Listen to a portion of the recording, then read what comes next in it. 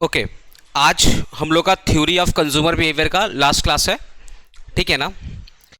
तो आज का एजेंडा क्या है समझ लीजिए। सबसे पहले हम लोग पढ़ेंगे consumer equilibrium in case of single commodity, जिसको अलग नाम से बोला जाता है कि explain the law of equi marginal utility when price is constant. Same चीज को अलग तरीके से पूछा जाता है, ठीक है।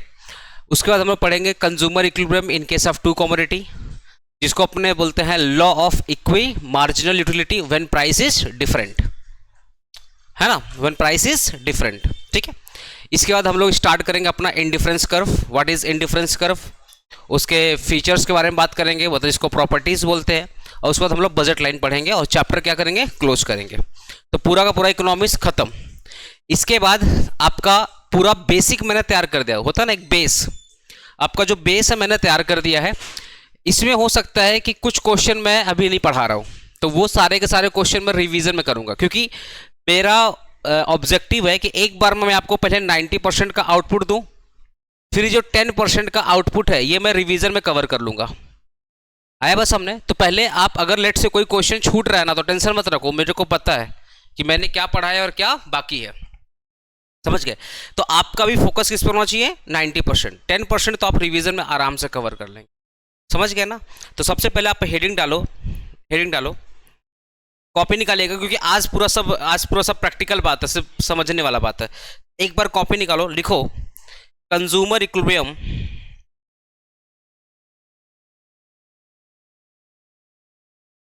Consumer surplus. पहले लिखो कंज्यूमर सरप्लस क्या होता है। कंज्यूमर सरप्लस पहले क्या होता है, देखो कंज्यूमर सरप्लस का मतलब होता है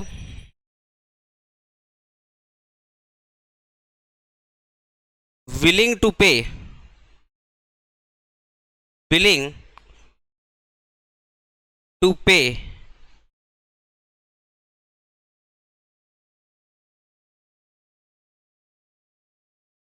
willing to pay minus actual payment, willing to pay minus actual payment, ये होता है कंज्यूमर सरप्लस। मान लो कंज्यूमर पे करना चाहता था 100 रुपीज, कंज्यूमर कितना पे करना चाहता था, 100 रुपीज वो पे करना चाहता था, बट दुकानदार ने उससे मांगा भैया 80 रुपया। इच्छा थी कि वो 100 रुपया पे करे, बट दुकानदार ने चार्ज कितना किया, 20 रुपया चार्ज, 80 रुपया चार्ज किया। तो कंज्यूमर को प्रॉफिट कितना हुआ, 20 रुपया। तो जो कंज्यूमर को प्रॉफिट हुआ इसी को अपने बोलते हैं कंज्यूमर सरप्लस। तो कंज्यूमर जो पे करता है और कंज्यूमर जो पे करना चाहता है, जो वो पे करना चाहता है और जो वो पे कर रहा है, दोनों के बीच का जो डिफरेंस है उसी को बोलते हैं कंज्यूमर सरप्लस। इसी को शॉर्ट बोलते हैं कंज्यूमर को जो प्रॉफिट मिल रहा है, कंज्यूमर को जो बेनिफिट मिल रहा है, कंज्यूमर की जो सेविंग हो रही है, उसी को अपने क्या बोलते हैं, कंज्यूमर सरप्लस, ठीक है। अब ये तो मैं एक जनरल लैंग्वेज आपको समझाया, एक्चुअल में एक कॉन्सेप्ट आया कहां से। अल्फ्रेड मार्शल ने पता क्या बोला, बोला कि सपोज आपने 10 रुपया का एक चिप्स खरीदा, 10 रुपया का एक चिप्स का पैकेट खरीदा, 10 रुपया का एक चिप्स का पैकेट खरीदा, बट आपको सेटिस्फेक्शन कितने रुपया का मिला, 30 रुपया का या 30 यूटिल्स का, ठीक है। और उन्होंने बोला था 1 यूटिल इक्वल टू 1 रुपीज, मतलब 30 यूट, अगर 1 यूटिल 1 रुपीज है तो 30 यूटिल 30 रुपए के बराबर है। याद है ना, उनका एजम्पशन था कि utility can be measured in terms of money. तो अगर मैंने 10 रुपए खर्च किए और मुझे सेटिस्फेक्शन मिला 30 रुपीज का, तो प्रोफेसर अल्फ्रेड मार्शल ने पता क्या बोला था कि अगर आपको सेटिस्फेक्शन 30 रुपया का है तो आपको पे करना चाहिए 30 रुपया। अगर आपका सेटिस्फेक्शन कितने रुपए के बराबर है, 30 रुपए के बराबर है, तो आपका पे करने का मन कितना होना चाहिए, ये आपका विलिंग है, ये आपका क्या है, विलिंग है। बट आपने एक्चुअल पे कितना किया, 10 रुपया, तो आपको बेनिफिट कितने का मिला, इसी को बोलते हैं कंज्यूमर सरप्लस। अगर आपको 30 रुपया का सेटिस्फेक्शन मिला और आपने पे किया 10 रुपया, तो 20 रुपया आप सरप्लस में हो, that is called consumer surplus, समझ गए ना। तो अब इसी से क्वेश्चन बनता है, लिखो। अच्छा, ये सारे चीज ना, मतलब मेरा वर्ड फाइल रेडी है, बट उस होता ना इसे हेडर फुटर नहीं मैंने डाला था, ये हेडर फुटर मैं नहीं डाल पाया हूँ। वर्ड फाइल रेडी है, मैं डाल करके भेज दूंगा।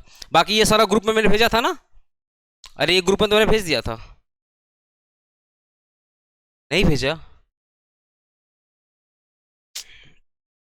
संबित को तो बोला था। आ जाओ, लिखो कंज्यूमर सरप्लस या कंज्यूमर इक्विलिब्रियम। हाँ,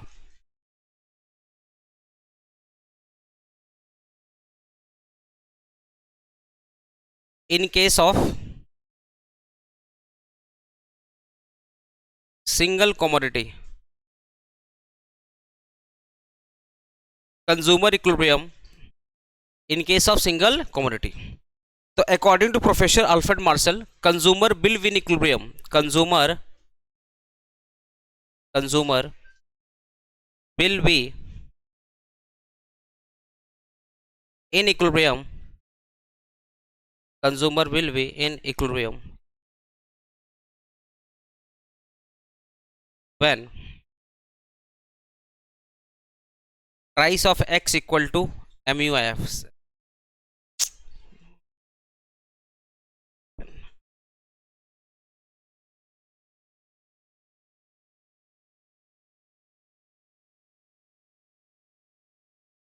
When price of x is equal to marginal utility of x, when price of x equal to marginal utility of x, where px equal to price of commodity x, price of commodity x, और MUX का मतलब होता है marginal utility of commodity x, marginal utility of commodity x। मतलब क्या है इसका समझना, मतलब कैसे समझना। Consumer equilibrium in case of single commodity, obviously consumer equilibrium में तभी होगा जब उसको ज्यादा से ज्यादा क्या मिलेगा, सेटिस्फेक्शन। तो कंज्यूमर इक्विलिब्रियम का मतलब क्या होता है, एक बार शॉर्ट में लिख लो, मीनिंग ऑफ कंज्यूमर इक्विलिब्रियम, एक बार शॉर्ट में लिखो ना, मीनिंग ऑफ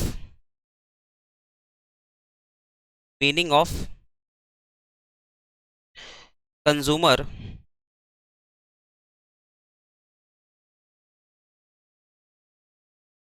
इक्विलिब्रियम। मतलब क्या है कंज्यूमर इक्विलिब्रियम का मतलब क्या है, देखो ना,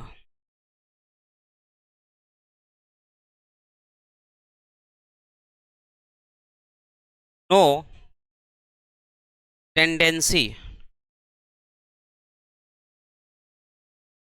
tendency of change. Consumer equilibrium का मतलब क्या होता है, नो टेंडेंसी ऑफ चेंज। मतलब आप एक ऐसे पोजीशन पे आ चुके हैं, आप एक ऐसे पोजीशन पे आ चुके हैं, ना अब आप उसके नीचे आना चाहते हैं ना अब आप उसके ऊपर में जाना चाहते हैं। मतलब उस पोजीशन पे, उस स्टेट पे, उसको बोलते हैं रेस्ट ऑफ स्टेट। मतलब आप ऐसे स्टेट पे आ चुके हैं, ऐसे पोजीशन पे आ चुके हैं कि आप फुल्ली सेटिस्फाइड है, ना अब आपको उसके ऊपर बढ़ना है, क्योंकि अगर आप उससे ज्यादा कंजम्पशन किए तो आपका सेटिस्फेक्शन कम हो जाएगा, और अगर आप उससे कम सेटिस्फेक्शन किए, अब उससे कम कंजम्पशन किए तो आपका सेटिस्फेक्शन क्या होगा, कम हो जाएगा। मतलब मान लो मैं 10 पैकेट चिप्स कंज्यूम करता हूं एग्जाम्पल, और ये 10 पैकेट चिप्स खाने से मुझे सबसे ज्यादा सेटिस्फेक्शन मिल रहा है, मुझे सबसे ज्यादा सेटिस्फेक्शन मिल रहा है। तो अगर मैं 9 खाऊंगा तो मेरा सेटिस्फेक्शन क्या होगा, कम हो जाएगा, और अगर मैं 11 खाऊंगा तब भी मेरा सेटिस्फेक्शन कम हो जाएगा। रीजन बताऊं, क्योंकि ज्यादा कोई चीज अगर आप कंटिन्यू खाते जाते हो तो हर एक यूनिट से मिलने वाला सेटिस्फेक्शन कम होते चला जाएगा। तो अगर मैं 11 खाऊंगा तब भी मेरा टोटल सेटिस्फेक्शन कम होगा, और अगर मैं 9 खाऊंगा तब भी मेरा टोटल सेटिस्फेक्शन क्या होगा, कम होगा। लेकिन अगर मैं 10 खाता हूं तो मेरा जो खर्चा है, मैंने जो खर्चा किया, क्योंकि चिप्स तो फ्री में आएगा नहीं, पैसे खर्च करके आ रहे हैं, लेकिन अगर मैं 10 पैकेट खाऊंगा और उस 10 पैकेट के लिए मैंने जो भी पेमेंट किया है उस पर जो सेटिस्फेक्शन मिल रहा है सबसे ज्यादा मिल रहा है, तो ना अब मैं 9 पे आऊंगा और ना मैं अब 11 पे जाऊंगा, मैं सिर्फ और सिर्फ किस पे रहूंगा, 10 पे ही रहूंगा। इसी को बोलते हैं नो टेंडेंसी ऑफ चेंज। एक ऐसे पोजीशन पे पहुंच जाना जहां पे ना अब आपको ऊपर बढ़ोगे तब भी लॉस, नीचे आओगे तब भी लॉस। बेटर है आप उसी पोजीशन को क्या करो, मेंटेन करो। That position is known as consumer equilibrium. और अगर सिंपल में समझाना रहे, आपसे अगर कोई पूछे मीनिंग ऑफ कंज्यूमर इक्विलिब्रियम, बोलना है जब कंज्यूमर मैक्सिमम से मैक्सिमम सेटिस्फेक्शन पाता है, जब कंज्यूमर मैक्सिमम से मैक्सिमम सेटिस्फेक्शन पाता है, उस स्टेट को, उस पोजीशन को अपने क्या बोलते हैं, कंज्यूमर सरप्लस। ठीक है ना। तो अब मैं तुमको एक चीज समझा रहा हूं।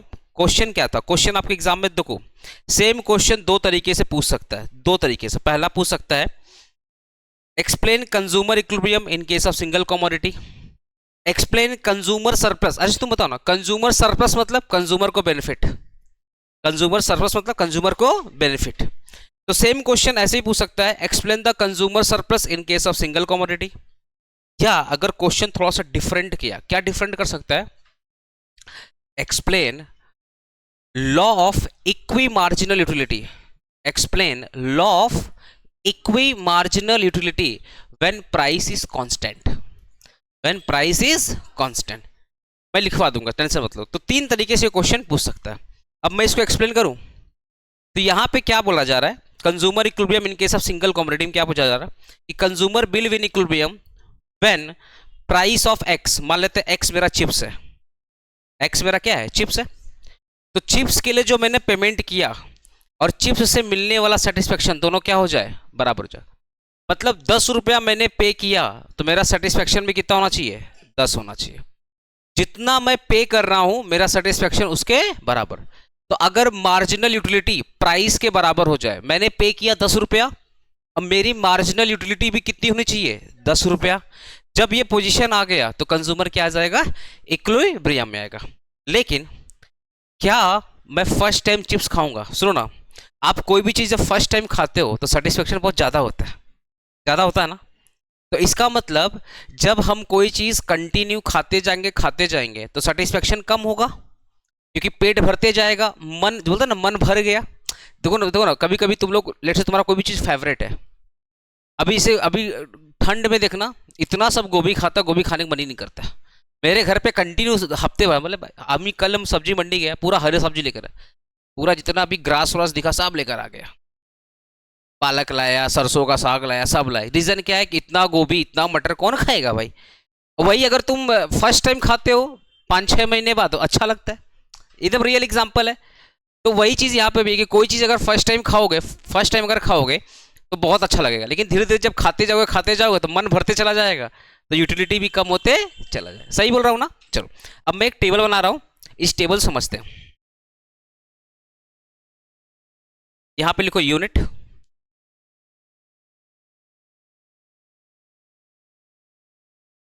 यहाँ पे लिखो प्राइस ऑफ एक्स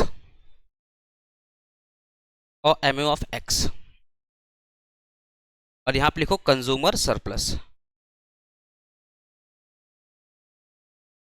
और सर, ठीक है।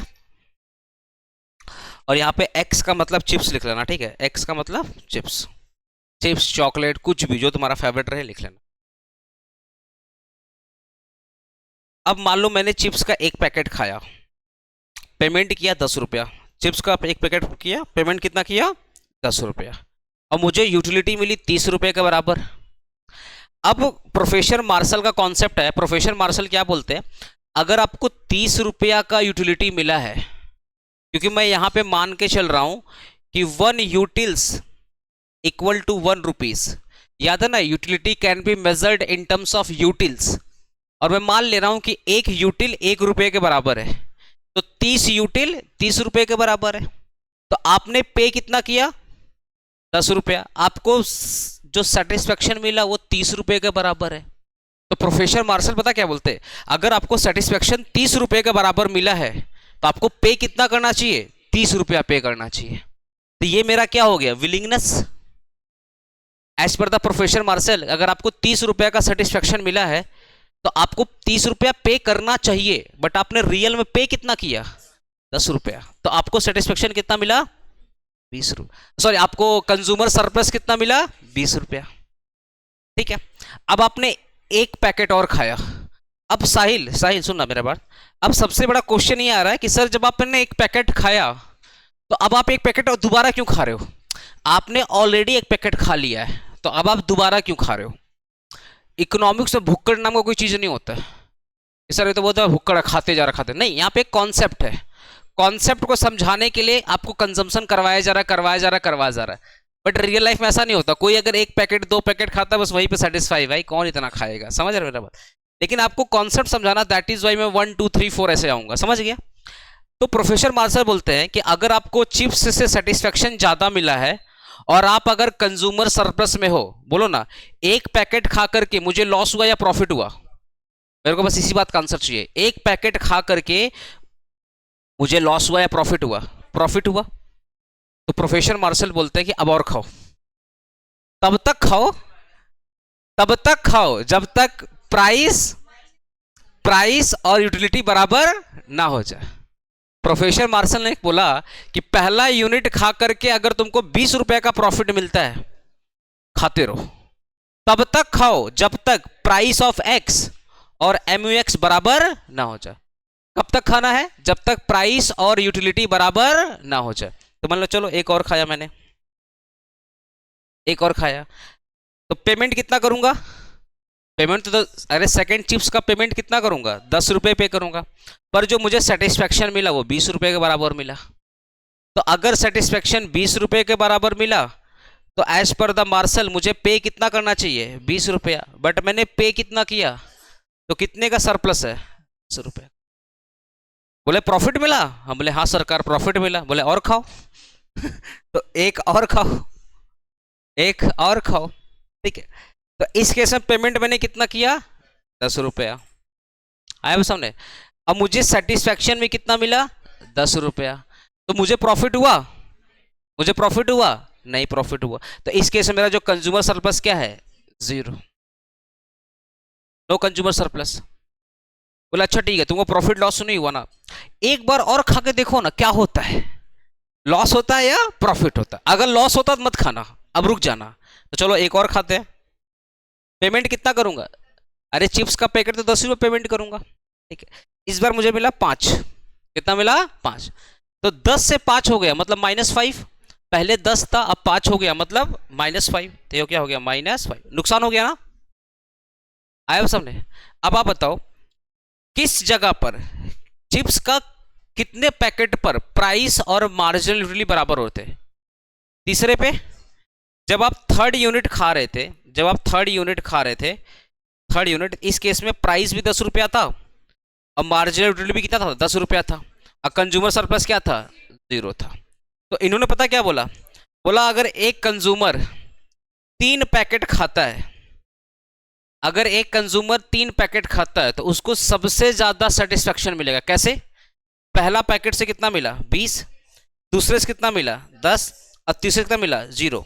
ऐड करो ना, 30 आ रहा है ना? अच्छा ठीक है, अगर मैं 4 खाता हूं, अगर मैं 4 खाता हूं, ऐड करना, पहले से कितना मिला? 20, दूसरे से कितना मिला? तीसरे से मिला, चौथे से मिला, ठीक है। इन दोनों को ऐड करो कितना होगा? 20 और -5 कितना हो जाएगा? 25। इसका मतलब अगर मैं 4 पैकेट खाता हूं तो मेरी टोटल यूटिलिटी कितनी होगी? 25।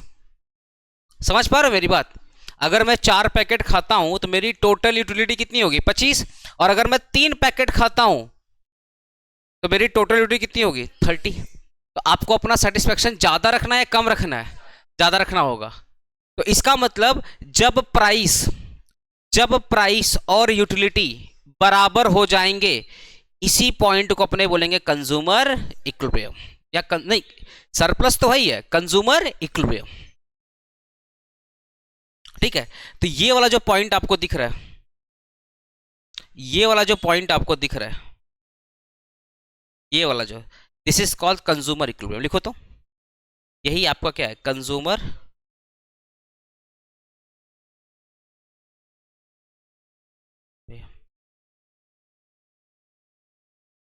समझ गया ना? तो कंज्यूमर इक्विलिब्रियम कब कब आपको मिलेगा? कंज्यूमर इक्विलिब्रियम कब मिलेगा? जब आपका टोटल सेटिस्फेक्शन क्या हो? ज्यादा हो। अच्छा एक चीज बता अभिजीत, क्या चिप्स नंबर 2 पे आपका टोटल सेटिस्फेक्शन कितना है? पॉइंट नंबर 2 पे 30 है, ठीक है। 3 पे कितना है? 30 है। तो आपके मन में आना चाहिए कि सर यही हो जाना चाहिए था, यही हो जाना चाहिए था। क्यों आप एक एक्स्ट्रा बढ़ाए, क्यों आप एक्स्ट्रा बढ़ाए? एक्चुअल में कॉन्सेप्ट ये है कि आपको जब आप 2 चिप्स खा रहे थे तब भी आपका टोटल यूटिलिटी कितना था, 10 + 20 मिला के कितना था, 30। और जब तीसरा पैकेट खा रहे थे तो तब भी आपको कितना मिला था, पहले से 20 मिल रहा था, दूसरे से 10 मिल रहा था, तीसरे से क्या मिला था, 0 मिला था, तब भी कितना हो रहा था, 30। तो क्वेश्चन बस यही है कि आपने इसको ही कंज्यूमर सरप्लस क्यों बोला, आपको इसको ही कंज्यूमर सरप्लस क्यों बोला, आप इसको क्यों नहीं बोला, बताओ, बोला को। हाँ, एक्चुअल में ना लॉ ये बोलता है कि आपको कैसे पता कि तीसरा वाले में आपको 0 मिलेगा, आपको तो नहीं पता ना। तो लॉ ये बोलता है ना कि जब तक आपको सरप्लस मिलते जा रहा है तब तक आप खाते रहो, जब आपका सरप्लस 0 हो जाए खाना बंद कर दो। तो जब मैं सेकेंड पैकेट खाया था तो मुझे सरप्लस कितना मिला था, 10। तो जब मैं तीसरा खाऊंगा तो इसी उम्मीद से खाऊंगा कि तीसरे से भी कुछ ना कुछ सरप्लस मिले, लेकिन हो गया 0। तो जैसे ही 0 हो गया तो प्रोफेसर मार्शल बोलते हैं अब मत खाना, क्योंकि अगर अब खा लोगे तो लॉस हो जाएगा। अब खा लोगे तो देखो ना, पे कर रहे हो 10 रुपया और सेटिस्फेक्शन मिल रहा है 5 रुपया। भाई हमने 10 रुपया दिया और सेटिस्फेक्शन मिल रहा है 5 रुपया, तो क्यों पे करेंगे? तो आपका जब तक प्राइस और यूटिलिटी बराबर नहीं होगा तब तक आपको कंजम्पशन करना है। That is the law, that is the law.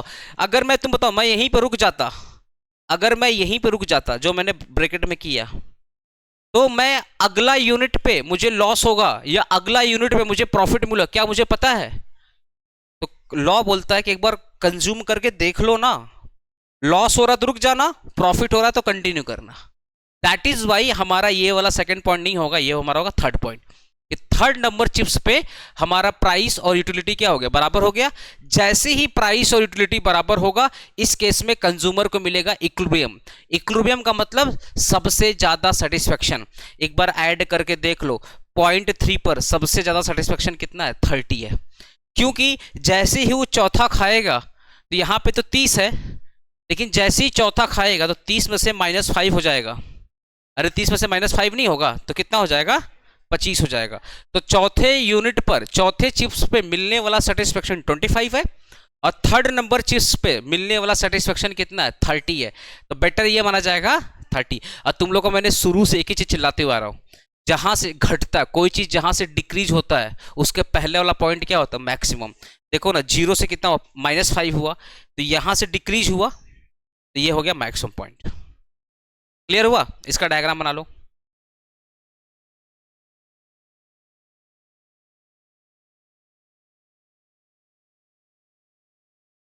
ये मेरी प्राइस है,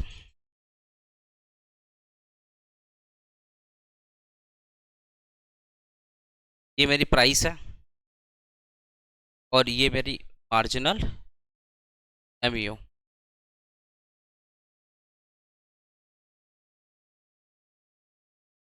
-0 भी हो सकती है ना।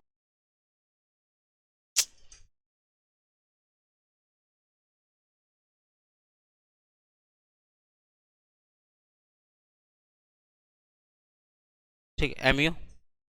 तो इस ये वाला पॉइंट पर, ये वाला पॉइंट पर देखना, ये वाला पॉइंट हमारा कौन सा point, equilibrium point, where P X equal to, देखो ध्यान से, ये यूटिलिटी का कर्व है, ये प्राइस का कर्व है। जहां पर दोनों क्या करेंगे, इंटरसेक्ट करेंगे, उस पॉइंट पे दोनों क्या हो जाएंगे, बराबर। तुम लोग पढ़ा होगा, थ्योरम वगैरह नहीं पढ़ा है? जब दो टेंजेंट लाइन एक दूसरे को इंटरसेक्ट करती है तो at the point of intersection दोनों क्या होते हैं, बराबर होते हैं। पढ़ा नहीं चीज, वही चीज है। तो पॉइंट ई पर प्राइस और यूटिलिटी क्या होते हैं, बराबर होते हैं।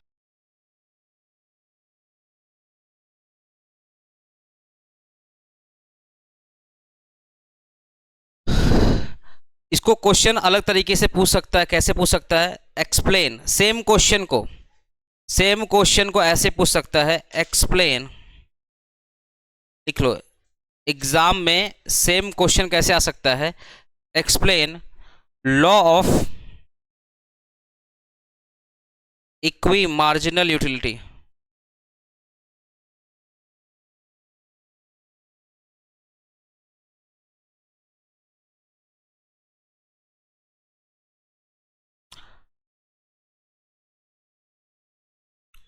नहीं पूछेगा ये लोग ऐसे, छोड़ दो, कंफ्यूजन हो जाएगा तुम लोग को। नहीं छोड़ दो, मत काटो। तो एक्चुअल में ना यहाँ पे ये लोग डायरेक्टली यही पूछता है, explain the law of equi margin utility, ऐसे नहीं पूछता है। इन केस ऑफ सेम प्राइस और डिफरेंट नहीं पूछता, छोड़ दो। ऐसे मैं पेपर देख लूंगा, अगर ऐसा कुछ रहेगा तो मैं रिवीजन में कवर कर दूंगा, पर जहाँ तक मुझे आइडिया है ये लोग जस्ट यही बोलता है, explain the law of equi marginal utility. ठीक है, तो नेक्स्ट हेडिंग डालो, law of equi marginal utility. Next heading डालो, law of equi marginal utility.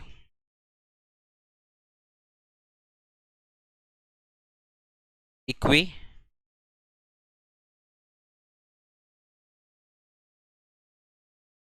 Marginal utility.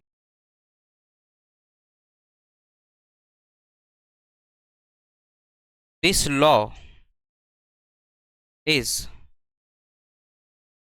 also called, number A, law of substitution,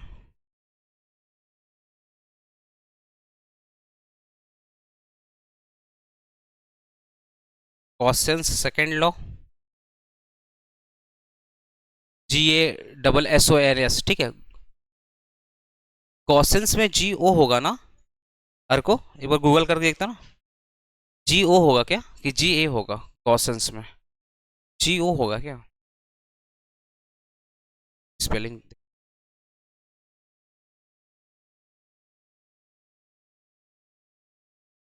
law of substitution क्या होगा बोलना? ओ होगा ना, मेरे को लगा ओ होगा। GO GOSSONS ना, गॉसेंस। देखना, हाँ ENS है। इस दिन से इंग्लिश चेंज हो गया इसका। गॉसेंस सेकेंड लॉ, एपोस्ट्रोफी एस लगा देना। एक्चुअली ये ना पहले नहीं था, सिर्फ CA फाउंडेशन में था, लोग बीच में फिर ऐड कर दिए। गॉसेंस सेकेंड लॉ, अच्छा इसी को अपने बोलते हैं law of maximum satisfaction.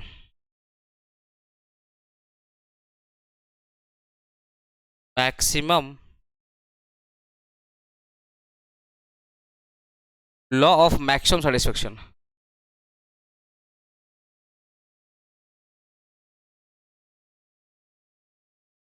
Law of maximum satisfaction.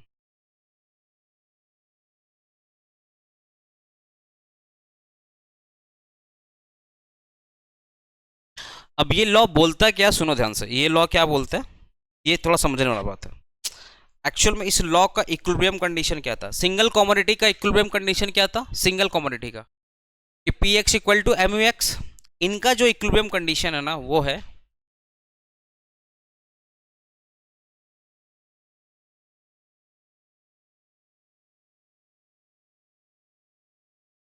Marginal utility of commodity X divided by PX equal to marginal utility of commodity Y divided by PY equal to marginal utility of money.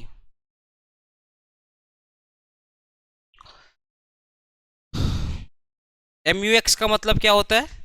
Marginal utility of commodity X। PX का मतलब क्या है? Price of commodity X। MUI का मतलब marginal utility of commodity Y, और PY का मतलब price of commodity Y, और MUM का मतलब हो गया मार्जिनल यूटिलिटी ऑफ मनी या marginal utility in terms of money. तो MUM का मतलब खाली, इसका मतलब तुम लोग समझ गया होगा ना, सिर्फ इसका मतलब लिख लो, वेयर एज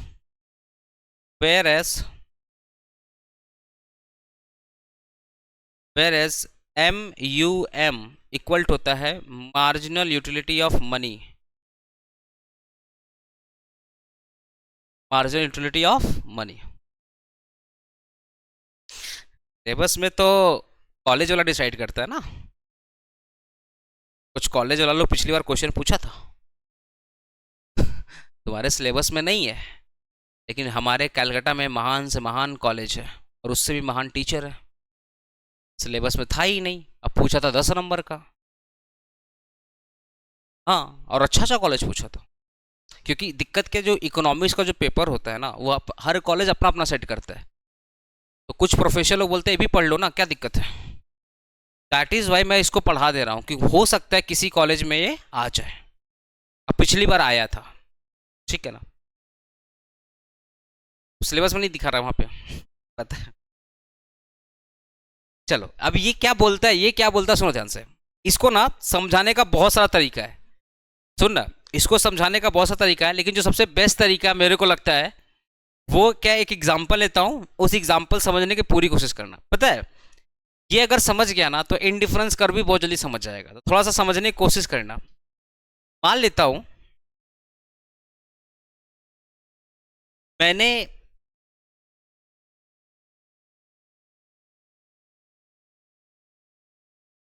मान लेता हूं मैंने एक चॉकलेट का पैकेट खाया, ठीक है, एक चॉकलेट का पैकेट खाया, मुझे 10 यूटिल्स मिला। कितना मिला?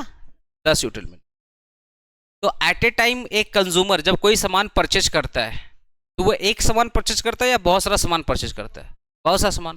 तो यहां पे हम लोग मान के चलते हैं कि consumer equilibrium in case of two commodity, consumer equilibrium in case of two commodity, ठीक है। तो मान लो मैं एक चॉकलेट परचेज किया और लेट से मुझे एक चिप्स भी पैकेट करना है, एक चिप्स भी परचेज करना है, एक चिप्स भी परचेज करना है। तो एक चॉकलेट खा करके या एक चॉकलेट परचेज करके मुझे कितना यूटिल्स मिल रहा है? 10 यूटिल्स मिल रहा है। तो ये लॉ पता क्या बोलता है? बोला कि अगर आपको चॉकलेट से 10 यूटिल्स मिल रहा है तो आपको कितना चिप्स परचेज करना पड़ेगा कि चिप्स से मिलने वाला सेटिस्फेक्शन भी 10 के बराबर हो जाए। मतलब जितना सेटिस्फेक्शन मुझे चॉकलेट से मिल रहा है उतना ही सेटिस्फेक्शन कितना मिलना चाहिए? चिप्स से। अगर मुझे चॉकलेट से मिल रहा है 10 यूटिल्स, तो चिप्स से भी कितना मिलना चाहिए? 10 यूटिल्स मिलना चाहिए। इसलिए नाम क्या है? इक्वी मतलब इक्वल। इक्वी मतलब क्या होता है? इक्वल। इक्वल मार्जिनल यूटिलिटी, कि आप चिप्स भी खा रहे हो, आप चॉकलेट भी खा रहे हो। तो चॉकलेट पे अगर आपको चॉकलेट पे मिल रहा है 10 यूटिल्स, तो चिप्स का कितना पैकेट कंज्यूम करोगे कि उससे भी कितना मिले? 10 मिले। एक पहला तरीका। दूसरा इसको समझाने का तरीका क्या है, समझो ध्यान से। मान लेते हैं ये एक एप्पल है और एक क्या है? बनाना। एक एप्पल एक बनाना, मैं फ्रूट्स की बात कर रहा हूं, ठीक है। एक एप्पल एक बनाना। अब देखो ध्यान से, मान लो एक एप्पल खा के मुझे 10 यूटिल्स मिला। कितना मिला? 10 यूटिल्स मिला। बट एक बनाना खा करके मुझे 5 यूटिल्स मिला। कितना मिला? 5। तो मुझे किससे सेटिस्फेक्शन ज़्यादा मिल रहा है? एप्पल से। तो ये लॉ बोलता है कि एप्पल से सेटिस्फेक्शन ज़्यादा मिल रहा है, तो अब आप एप्पल का कंजम्पशन इंक्रीज करो। एप्पल का जो कंजम्पशन वो क्या करो? इंक्रीज करो। और बनाना से सेटिस्फेक्शन क्या हो रहा है? कम मिल रहा है। तो जब बनाना से सेटिस्फेक्शन कम मिल रहा है, तो बनाना से मिलने वाला सेटिस्फेक्शन अगर कम है, तो इसका जो कंजम्पशन उसको क्या करो? डिक्रीज करो, है ना। अब इसमें होगा क्या? जब आप एप्पल का कंजम्पशन बढ़ाओगे तो हर एक एप्पल से मिलने वाला यूटिलिटी कम होगा। याद है, एक ग्लास पानी पी रहे थे तो सेटिस्फेक्शन ज्यादा, दूसरा ग्लास पानी पी रहे थे सेटिस्फेक्शन कम, तीसरा पी रहे थे सेटिस्फेक्शन और कम। पहला एप्पल खाए सेटिस्फेक्शन ज्यादा, सेकंड एप्पल खाएंगे तो सेटिस्फेक्शन कम, थर्ड एप्पल खाएंगे तो सेटिस्फेक्शन और भी कम। तो बोल रहा है कि एप्पल से सेटिस्फेक्शन ज्यादा मिल रहा है ना, तो एप्पल को ज्यादा खाओ। तो जब मैं एप्पल को ज्यादा खाऊंगा तो हर एक एप्पल से, हर एक एक्स्ट्रा एप्पल से, जो मैं एक्स्ट्रा एप्पल खा रहा हूं, हर एक न्यू एप्पल से मिलने वाला सेटिस्फेक्शन कम होगा या ज्यादा होगा? कम होगा ना। तो यहां पे क्या हो रहा है? यूटिलिटी क्या हो रही है? कम हो रही है। और जैसे जैसे मैं एप्पल को खा रहा हूं, जैसे से मैं एप्पल को खा रहा हूं, तो मैं बनाना को क्या कर रहा हूं, सेक्रीफाई कर रहा हूं। मतलब जो बजट मेरे लिए बनाना के लिए था, उस बजट को भी मैं कहां पे ट्रांसफर कर दे रहा हूं, एप्पल में। जो बजट मेरे लिए बनाना में था, वो बजट मैं बनाना से निकाल कर कहां पे ट्रांसफर कर रहा हूं, एप्पल में। क्योंकि भाई एप्पल खाऊंगा तो एप्पल में पैसे ज्यादा लगेंगे। तो हम लोग मान के चलते हैं यहाँ पे कंज्यूमर की जो इनकम है वो फिक्स्ड है, उसके पास लिमिटेड पैसा है। अगर वो एक कमोडिटी को ज्यादा खाएगा तो दूसरी कमोडिटी से पैसा निकालेगा, मतलब बनाना के लिए जो पैसे रखे थे वो बनाना से निकालेगा और एप्पल में क्या करेगा, कंज्यूम करेगा, इन्वेस्ट कर देगा। तो इसमें हुआ क्या, एप्पल से मिलने वाला सेटिस्फेक्शन क्या हो रहा है, कम हो रहा है। जैसे जैसे खाते जा रहा, पहला खाया, दूसरा खाया, तीसरा खाया, चौथा एप्पल खाया, तो हर एक एप्पल से मिलने वाला सेटिस्फेक्शन कम होते चला गया। और एट द सेम टाइम वो बनाना कम खा रहा है। तो कोई भी चीज आप अगर 2 साल के बाद खाते हो तो कैसा लगता है, अच्छा लगता है ना। तो आप क्या कर रहे हो, एप्पल खाते जा रहे हो, खाते जा रहे हो, खाते जा रहे हो, तो एप्पल से मन भर रहा है, तो क्या सेक्रीफाई किए, बनाना। तो जब बनाना सेक्रीफाई किए तो इस केस में बनाना से जो सेटिस्फेक्शन क्या हो रहा है, बोलो ना, बनाना से जो चीज आप सेक्रीफाई कर रहे हो उससे सेटिस्फेक्शन क्या होगा, ज्यादा होगा। कैसे कैसे, आप जो चीज नहीं खा रहे हो, क्योंकि अगर खाओगे तो सेटिस्फेक्शन क्या होगा, कम होगा, और नहीं खाओगे तो सेटिस्फेक्शन क्या होगा, ज्यादा होगा। अगर एप्पल खाते जा रहा हूं, खाते जा रहा हूं, खाते जा रहा हूं, तो हर एक नया एप्पल सेटिस्फेक्शन क्या कर रहा है, कम कर रहा है, कम कर रहा है, कम कर रहा है। और एट द सेम टाइम बनाना तो नहीं खा रहा हूं, तो जो चीज तुम नहीं खा रहे हो उससे सेटिस्फेक्शन क्या हो रहा है, बढ़ रहा है। तो बनाना से सेटिस्फेक्शन क्या हो रहा है, बढ़ रहा है। और एप्पल से जो मार्जिनल यूटिलिटी हो रही है, कम हो रही है। तो एप्पल क्या कर रहा है, मार्जिनल यूटिलिटी को कम कर रहा है, बनाना मार्जिनल यूटिलिटी को बढ़ा रहा है। तो एक कम हो रहा है, एक क्या हो रहा है, बढ़ा रहा है। तो इस केस में law of equi marginal utility बोलता है कि एप्पल से सेटिस्फेक्शन ज्यादा मिला था तो एप्पल का कंजम्पशन बढ़ाओ। जैसे ही एप्पल का कंजम्पशन बढ़ेगा, हर एक यूनिट से मिलने वाला सेटिस्फेक्शन क्या होगा, कम होगा। और एट द सेम टाइम बनाना नहीं खा रहे हो तो बनाना से मिलने वाला सेटिस्फेक्शन क्या होगा, ज्यादा होगा। तो इन दोनों के बीच में क्या हो रहा है, एप्पल से सेटिस्फेक्शन कम हो रहा है, अब बनाना से क्या हो रहा है, बढ़ रहा है। एप्पल से कम हो रहा है, अब बनाना से क्या हो रहा है, बढ़ रहा है। तो ये कब तक चलेगा, जब तक दोनों क्या हो जाए, इक्वल ना हो जाए।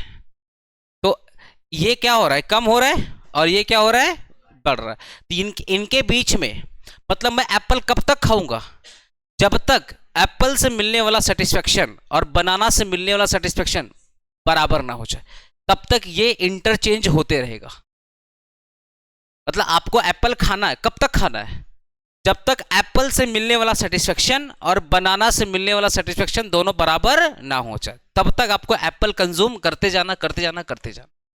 दैट इज वाई इसको अपने बोलते हैं law of substitution. Law of substitution का मतलब क्या हो रहा है, आपने क्या किया, बनाना को हटाया और एप्पल को ऐड किया, है ना। तो बनाना की जगह पे क्या खा रहे हो, अरे कॉफी की जगह पे चाय पी रहे हो, यही तो सब्स्टिट्यूट्स हो गया ना। कॉफी की जगह पे चाय पी रहे हो, वैसे ही बनाना की जगह पे क्या खा रहे हो, एप्पल खा रहे हो, तो सब्स्टिट्यूट्स हो गया ना। तो आप क्या कर रहे हो, इसका कंजम्पशन कम कर रहे हो तो यूटिलिटी ज्यादा हो रही है, इसका कंजम्पशन ज्यादा कर रहे हो तो यूटिलिटी क्या हो रही है, कम हो रही है। तो कब तक करोगे, एप्पल कब तक खाओगे, जब तक एप्पल से मिलने वाला सेटिस्फेक्शन और बनाना से मिलने वाला सेटिस्फेक्शन बराबर ना हो जाए, तब तक आप एप्पल और बनाना के बीच में वो इंटरचेंज करते रहोगे।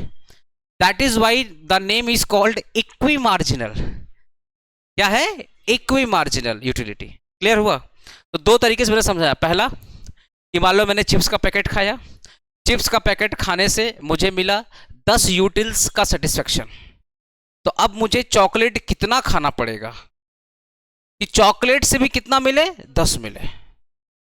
मतलब चॉकलेट में कितना खाऊं कि चॉकलेट से भी कितना मिले, 10 मिले। अब थोड़ा सा बुकिस लैंग्वेज में आते हैं। बुकिस लैंग्वेज क्या बोलता है, जो आपका बुक का लैंग्वेज है वो क्या बोलता है, पहले सुनो ध्यान से।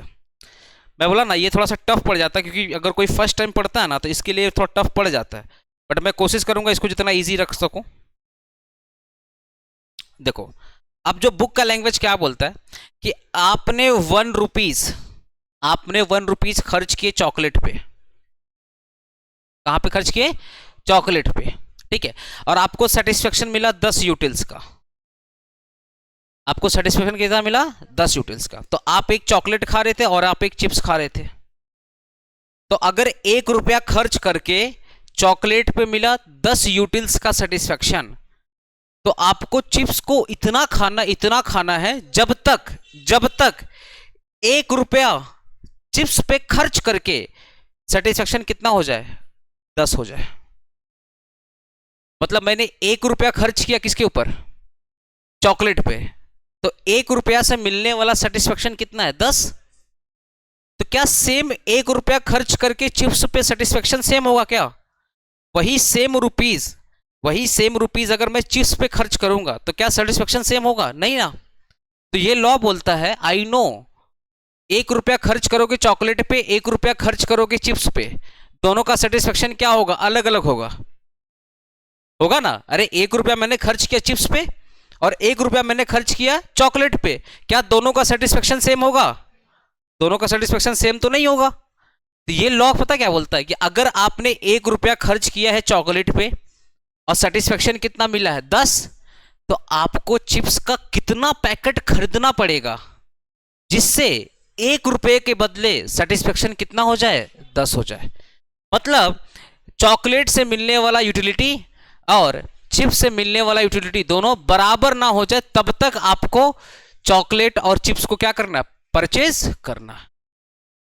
अगर किसी को अगर ये लैंग्वेज बोला ना बुकिश लैंग्वेज है, अगर किसी को ये लैंग्वेज समझ में नहीं आता है तो उनके लिए सबसे प्यारा बात यह है कि आपको चॉकलेट और चिप्स तब तक कंज्यूम करना है जब तक चॉकलेट से मिलने वाला मार्जिनल यूटिलिटी और चिप्स से मिलने वाला मार्जिनल यूटिलिटी बराबर ना हो जाए, सेम ना हो जाए, तब तक आपको चिप्स और चॉकलेट खाते रहना है। क्लियर हुआ? ओके। अब हाँ बोलो। लेकिन रियल लाइफ में तो हम लोग कोई एक चीज तो नहीं खाते ना eight A time.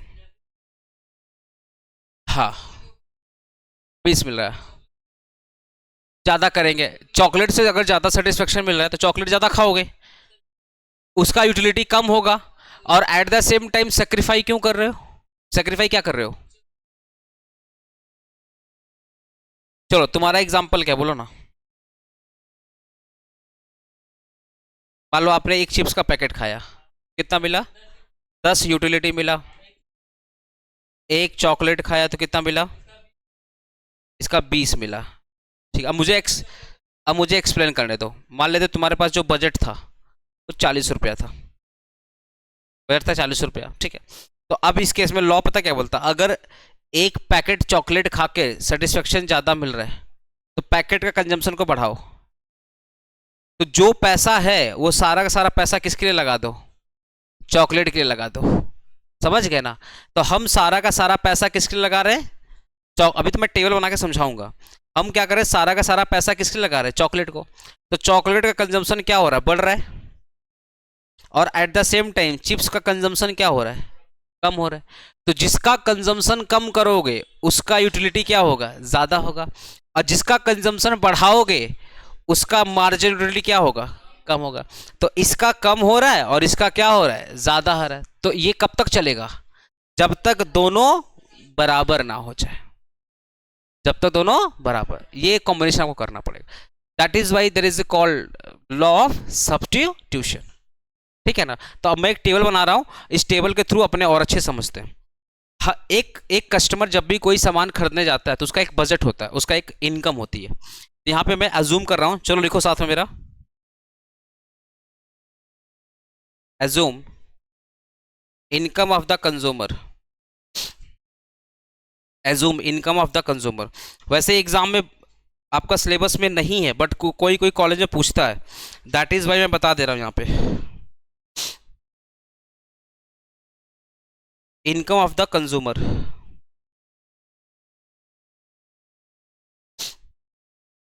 ₹40। Price of X 5, price of Y 10।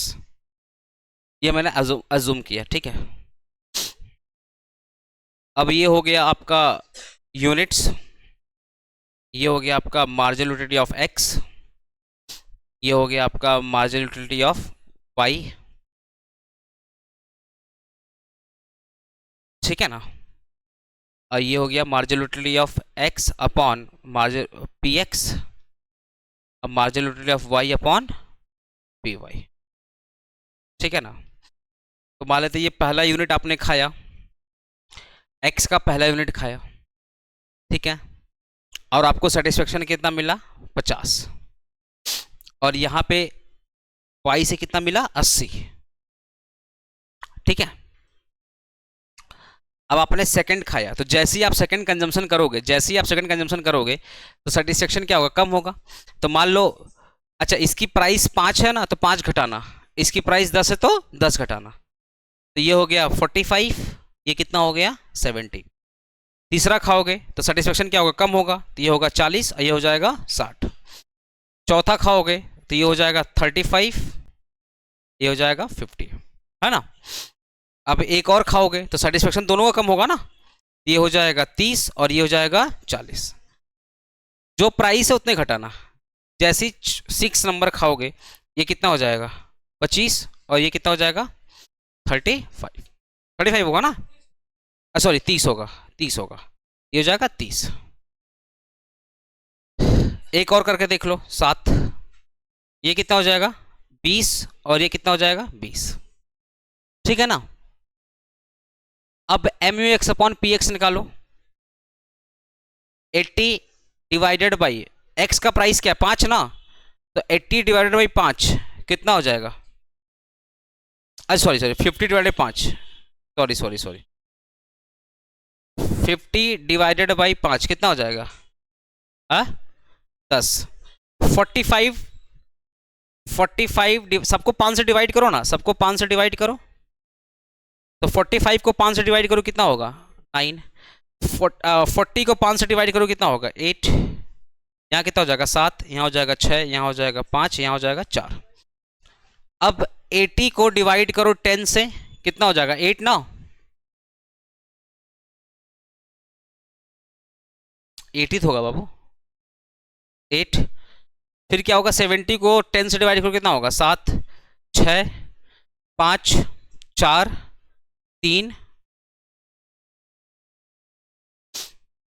अब इक्विलिब्रियम कंडीशन क्या बोलता है कि एक्स से मिलने वाला यूटिलिटी और वाई से मिलने वाला यूटिलिटी क्या होना चाहिए, बराबर, यही ना।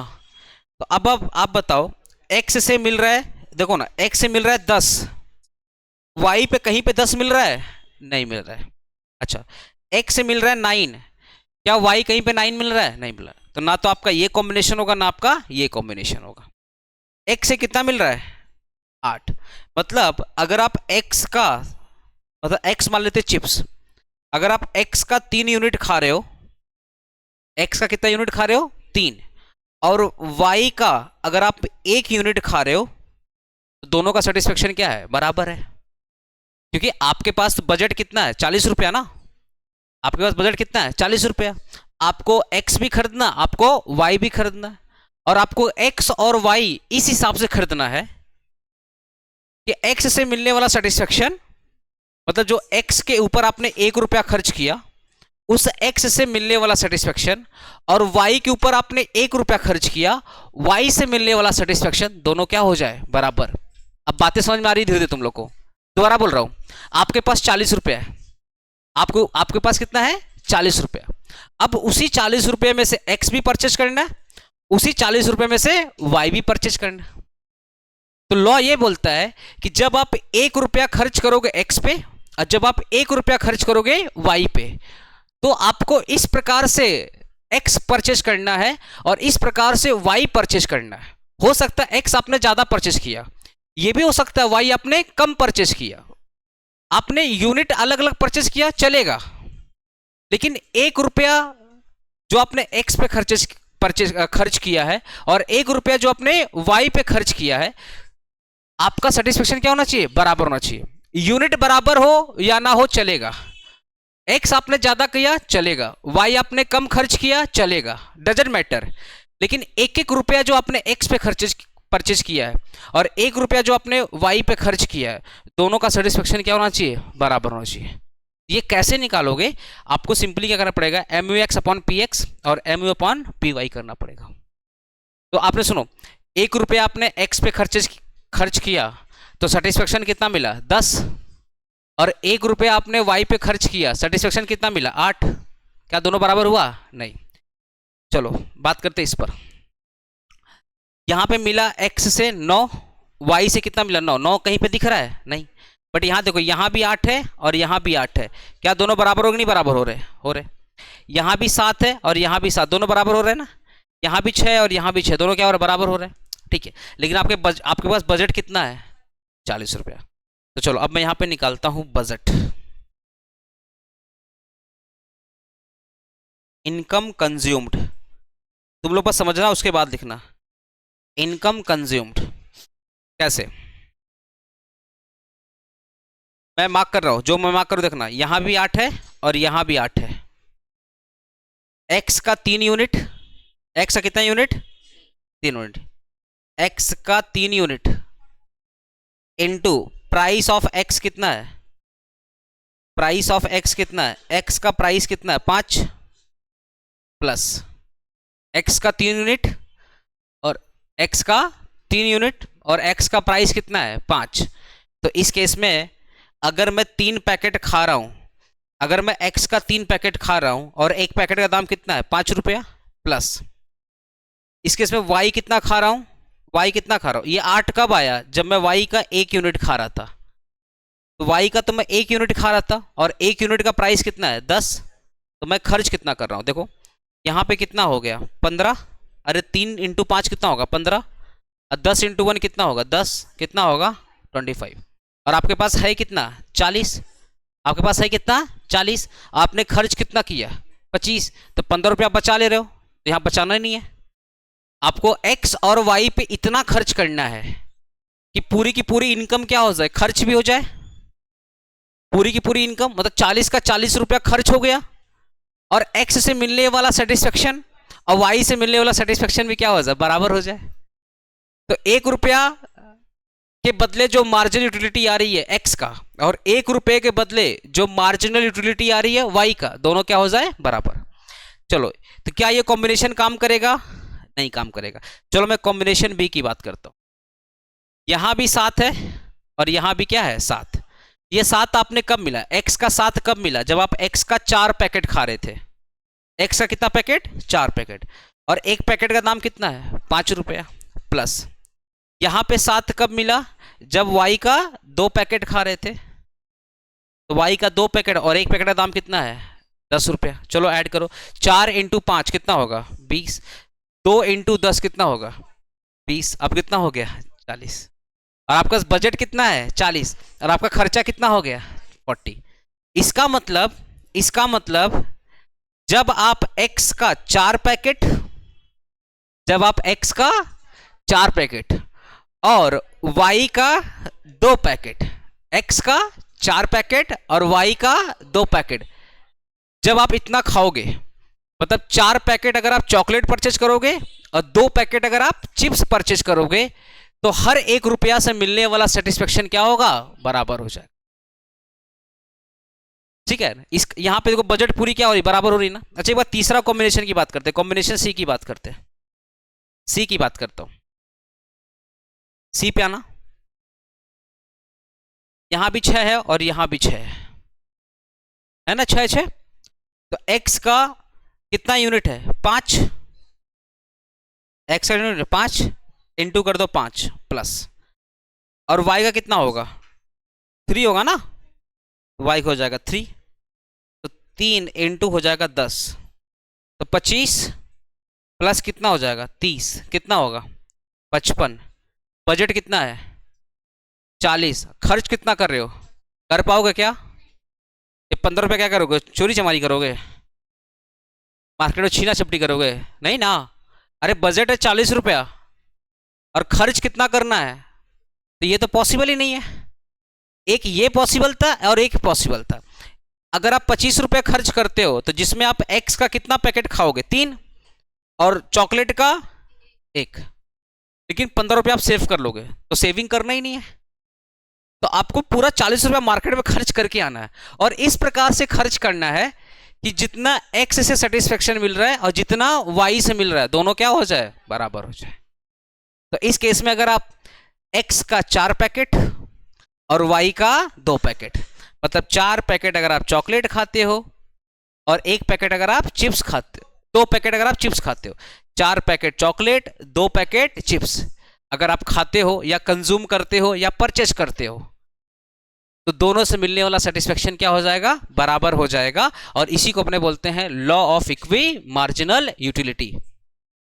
समझ गया ना? क्योंकि इस केस में पता क्या हो रहा है, इस केस में क्या हो रहा है, इस केस में क्या हो रहा है, देखो ध्यान से, M U X upon P X और M U upon P Y दोनों बराबर और नहीं बराबर हो रहा है। एम यू एक्स अपॉन कितना है, अरे एक्स का कितना पैकेट, 4 पैकेट ना, तो एक्स का 4 पैकेट मतलब इसकी बात कर रहा हूं, तो एम यू एक्स कितना है 7 और एम यू वाई कितना है 7, तो दोनों बराबर हो नहीं बराबर हो रहे हैं। तो अगर आप x का 4 पैकेट और y का 2 पैकेट खरीदेंगे तो ये दोनों क्या हो जाएंगे, बराबर। और लॉ यही बोलता है कि जैसे ही दोनों बराबर हुए, जैसे ही दोनों बराबर हुए तो मार्जिनल यूटिलिटी ऑफ मनी के बराबर होंगे। अब मार्जिनल यूटिलिटी ऑफ मनी ये बोलता है कि जब मैं 1 रुपया y पे खर्च करूंगा और जब मैं 1 रुपया x पे खर्च करूंगा दोनों क्या हो जाएंगे, बराबर हो जाएंगे। That is called law of marginal utility. Gaussian second law इसी को बोलते हैं। तो एग्जाम में वैसे तुम्हारे सिलेबस में था नहीं ये चीज, बट महान कॉलेज के महान टीचर ने क्वेश्चन पूछा था इंटरनल में एक्सटर्नल में, बच्चों को क्या पता, बहुत सारे बच्चे थे बोलते एग्जाम वाले दिन सिलेबस देखते हैं, पढ़ना क्या है जिस दिन उनका एग्जाम रहता है। हाँ, इसका डायग्राम बनता है, एक ऐसे बनता है एक इस टाइप बनता है और ऐसे के मुड़ता है, दोनों बनता है, लेकिन डायग्राम बनाना मतलब और डिफिकल्ट हो जाएगा। रीजन क्या है कि इसका जो टेबल है, बच्चा पहले ये याद कर ले, मैंने क्या बोला, जहां पे टेबल बनता है वहां पे टेबल बना लो। डायग्राम बना करके एक्सपर्टी साबित करना मेरा उद्देश्य नहीं है, मेरे को कुछ नहीं आता, फिर भी मैं अगर आपको समझा ले जा रहा हूँ, ये मेरी बड़ी बात है। मैं डायग्राम तो बना दूंगा बट आप एग्जाम में डायग्राम नहीं बना पाओगे, मैं गारंटी के साथ बता दे रहा हूँ, नहीं बना पाओगे। रीजन बताऊं, रीजन क्या है कि जब तक आपको टेबल याद नहीं रहेगा तब तक आप डायग्राम नहीं बना पाओगे। तो अगर टेबल बनाने से और टेबल को एक्सप्लेन करने से हमारा फुल मार्क्स मिल जाए तो हम एक्स्ट्रा टाइम क्यों इन्वेस्ट करें? गलत बोल रहा हूँ Krish? But if you need, मैं रिवीजन में मेरे को लाइव चैट में बोलना कि डायग्राम बनाइए तो बना दूंगा, कोई दिक्कत नहीं है। बट फर्स्ट बोलते हैं ना, फर्स्ट प्रायोरिटी क्या है, टेबल। जहां पे टेबल से काम हो जाए ना, हाँ बाबू,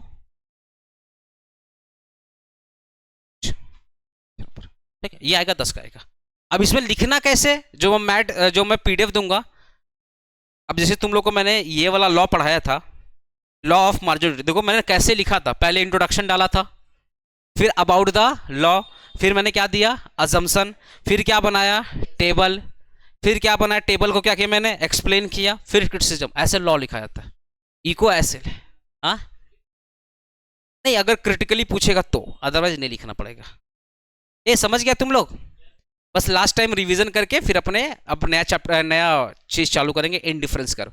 पहला law of equi marginal utility क्या बोलता है कि जितना एक्स पे खर्च कर रहे हो और जितना वाई पे खर्च कर रहे हो, मिलने वाला सेटिस्फेक्शन क्या होना चाहिए, बराबर। मिलने वाला सेटिस्फेक्शन क्या होना चाहिए, बराबर। कि अगर मैं 1 रुपया खर्च किया एक्स पे और 1 रुपया खर्च किया वाई पे, तो मिलने वाला सेटिस्फेक्शन क्या होना चाहिए, बराबर होना चाहिए। क्लियर हुआ चीज? देखो इनडिफरेंस कर्व,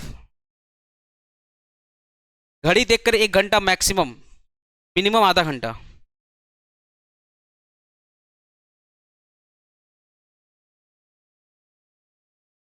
आवाज आ रहा ना? अरे लास्ट टाइम क्या हो रहा था ना, मतलब मैं पढ़ा रहा हूँ, जैसे अभी को फ्रिक्वेंसी वहां पे चल रही है, माइक का फ्रिक्वेंसी होता है ना, मैं बोल रहा था सेम 5 वाले क्लास में, फ्रिक्वेंसी चल ही नहीं रही थी। अब मैं पढ़ा रहा था अकाउंट्स का एक chapter, redemption of preference share, redemption of preference share, और उसमें मैं सेक्शन 55 एक्सप्लेन कर रहा था कि जहाँ पे बोलता है कि आपको CRR मेंटेन करना पड़ेगा। इतना इंपॉर्टेंट टॉपिक पे फ्रीक्वेंसी काम नहीं कर रहा है। हम बोले अब छोड़ो भाई, एक दिन नहीं क्लास लेंगे, पूरा सिस्टम चेक हुआ, रीसेट मारा गया, ये किया गया, तब अभी बराबर काम कर। देखो इनडिफरेंस कर्व,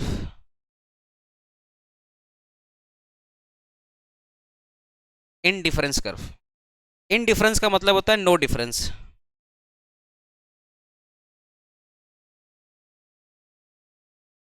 इनडिफरेंस का मतलब क्या होता है? No difference. तो इनडिफरेंस कर्व का मतलब, पहला इनडिफरेंस का मतलब होता है नो डिफरेंस, और नो डिफरेंस को अपने क्या बोलते हैं? सेम। अगर डिफरेंस नहीं है तो क्या है? सेम है। अगर डिफरेंस नहीं है तो क्या है? सेम है। ठीक है, आपको ना ये पूरा का पूरा जो कॉन्सेप्ट है ये बताने से पहले मेरे को दो बेसिक चीज समझाना है। पहला पहला बेसिक चीज क्या है, जो हम लोग ऑलरेडी डिस्कस किए हैं क्लास में, मैं दोबारा डिस्कस करूंगा। पहला मुझे समझाना है कि जिस भी यूनिट का कंजम्पशन, प्लस मतलब कंजम्पशन बढ़ा रहे हो, प्लस का मतलब क्या होता है? कंजम्पशन बढ़ा रहे हो। जिस भी यूनिट का कंजम्पशन बढ़ाओगे, जैसे जैसे कंजम्पशन बढ़ाओगे, प्लस मतलब आप उसको खाते जा रहे हो, खाते जा रहे हो, खाते जा रहे हो, तो जिस भी यूनिट का कंजम्पशन बढ़ाओगे, लाइव स्टूडेंट बहुत फोकस करना, जिस भी यूनिट का कंजम्पशन बढ़ाओगे,